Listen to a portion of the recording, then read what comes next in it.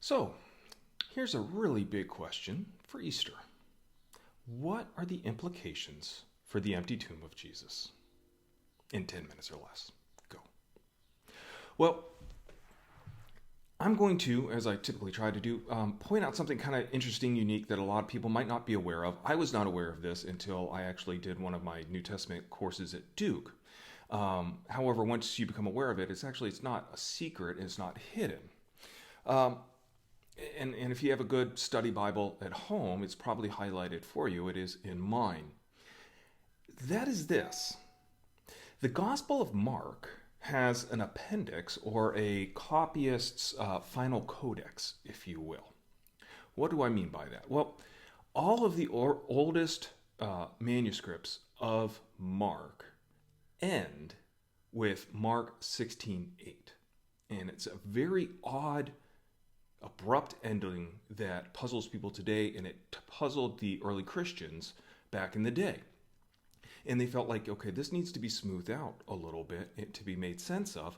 And so what you have is you actually then got three different additional endings to the Gospel of Mark starting to be floated around in the 3rd and 4th centuries and thereon. If you're curious, when you look at your Gospel of Mark, you will probably see that your copy does extend beyond 16:8. And if you're worried about this at all, it was actually addressed at the Council of Trent, where the additional ending was deemed to be canonical. However, you do not have to believe, as a Roman Catholic, that it was written by Mark, but you do believe that it belongs in the Bible. So what does all this mean? What is exactly going on? What I want to do is I'm going to read the original ending, and this is, of course, with the caveat as everything I say, according to most scholars. But according to most scholars, the original ending of Mark went like this. So I'm going to quote for you 16 verses 1 through 8. When the Sabbath was over, Mary Magdalene and Mary, the mother of James, and Salome brought spices so they might go and anoint him. And very early on the first day of the week, when the sun had risen, they went to the tomb. They had been saying to one another, "Who will roll away the stone for us from the entrance of the tomb?" When they looked up, they saw the stone, which was very large, had already been rolled back. As they entered the tomb, they saw a young man dressed in a white robe, sitting on the right side, and they were alarmed. But he said to them, "Do not be alarmed. You are looking for Jesus of Nazareth, who was crucified. He has been raised. He is not here. Look, there is the place they laid him. But go, tell the disciples and Peter that he is going ahead of you to Galilee. There you will see him, just as he told you."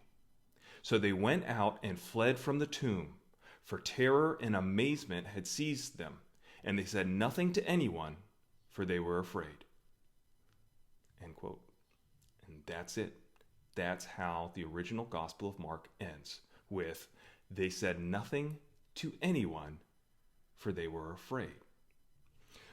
Well, you can see how that ending might be a little bit of a challenge for the early church, especially when they already then had the other accounts of the gospel floating around that go into a lot more about what happened after Jesus died and was resurrected, the appearances, the ascension to heaven, and everything. So you can see how trying to make sense of that a little bit more was added to the Gospel of Mark, which is what we currently have today. So what I'd like to do, though, is take a little bit of time on this Easter to try to understand that very cliffhanger that Mark ended on and how it could actually make sense within the whole milieu of just the Gospel of Mark. When you're looking only at Mark, how this ending actually can make a lot of sense. One of the things you have to understand with Mark, when you're reading Mark, is how completely misunderstood Jesus was by everyone all the time. It's the constant reoccurring theme that nobody gets it. Nobody understands. Everybody thinks Jesus is someone different than who he is. In fact, the only people who actually know who Jesus is God, Jesus, the demons that he casts out, eventually the centurion, and whether or not the centurion was speaking ironically or not is up to debate. But finally, and I think most importantly, the reader knows who Jesus is. From the very, very, very beginning, Mark tells us this is the account of Jesus, the Son of God. So we are in a narrative, ironic situation where we know what's going on. We know who Jesus is throughout the story. But nobody else in the story does, really, except for the demons. And so what you have is this very fascinating account of how people didn't understand Jesus throughout his ministry. The first half of Jesus' ministry in Mark, up through chapter 8, is him performing signs, teachings, miracles, and constantly trying to correct the disciples in their misunderstanding of what Jesus is saying and what he is doing. After chapter 8, then you start to get the explicit predictions by Jesus about what is going on with him. And hopefully my microphone did not just cut out all the way through this. There we go. Maybe. In the first real good prediction that you get is in 8:31. And that is when he starts telling them about how, quote, "Then he began to teach them that the Son of Man must undergo great suffering and be rejected by the elders, the chief priests, and the scribes, and be killed, and after 3 days rise again." Now, what's important is not only are there now starting to be the predictions of the suffering of Jesus, but there also then is the implications for the followers of Jesus, of this suffering Messiah. In 8:34, "If anyone wants to become my followers, let them deny themselves and take up their cross and follow me. Those who are ashamed of me and my words in this adulterous and sinful generation, of them the Son of Man will be ashamed when he comes in the glory of his Father and the holy angels." But what's fascinating is even with this shift in Jesus' now message about how he must suffer, he is still misunderstood throughout the rest of the gospel.